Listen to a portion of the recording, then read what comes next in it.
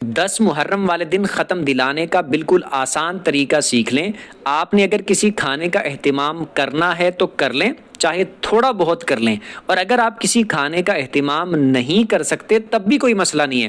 آپ 2-4 لوگوں کو اکٹھا کر سکتے ہیں تب بھی ٹھیک ہے۔ اگر نہیں کر سکتے آپ اکیلے بیٹھ جائیں کسی جگہ پہ، اکیلے بیٹھ کے آپ اگر قرآن پاک کی تلاوت کر سکتے ہیں آپ وہ کر لیں، قرآن پاک کی ایک سورت یا چند سورتیں پڑھ سکتے ہیں وہ پڑھ لیں، اگر وہ بھی نہیں پڑھ سکتے آپ تسبیحات پڑھ لیں، جیسے الحمدللہ چند بار یہ پڑھ لیں، سبحان اللہ چند بار یہ پڑھ لیں، اللہ اکبر چند بار یہ پڑھ لیں، لا الہ الا اللہ چند بار یہ پڑھ لیں۔ اس کے بعد اللہ کی بارگاہ میں دعا کر لیں کہ اے اللہ یہ جو کچھ میں نے پڑھا اسے تیری پاک بارگاہ میں پیش کرتا ہوں، قبول فرما، اپنی شان کے مطابق اس پر اجر اور ثواب عطا فرما، اور اے اللہ جو تو اس پر اجر ثواب عطا فرمائے اس کو نبی پاک علیہ السلام کی بارگاہ میں پیش کرتا ہوں، نبی پاک علیہ السلام کے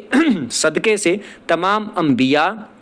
اہل بیت اطہار، تمام صحابہ کرام اور پوری امت مسلمہ کو اصال کرتا ہوں، قبول فرما۔ حضرت آدم علیہ السلام سے لے کر آج تک اور آج سے لے کر قیامت تک جتنے مسلمان اس دنیا میں آئے، آئیں گے، چلے گئے، سب کی روحوں کو اصال کرتا ہوں، قبول فرما، اور بالخصوص حضرت امام حسین رضی اللہ تعالیٰ عنہ اور شہدائے کربلا کو اصال کرتا ہوں، قبول فرما۔ اس طرح آپ نے دعا کر لینی ہے۔